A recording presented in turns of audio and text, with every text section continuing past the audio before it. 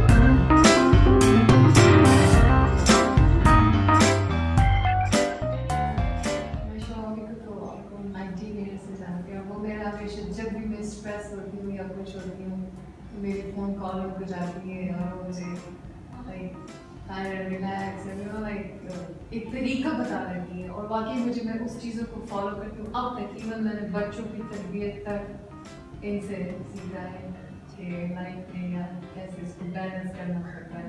और सब जब भी मैं स्ट्रेस होती हूँ तो मतलब आज तो मैंने बड़ा ही मतलब एक बहुत डिफरेंट एक्सपीरियंस है। बहुत अच्छा। I really like this.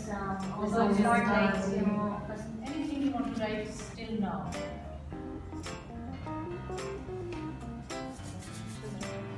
जल्दी 30 seconds में जवाब.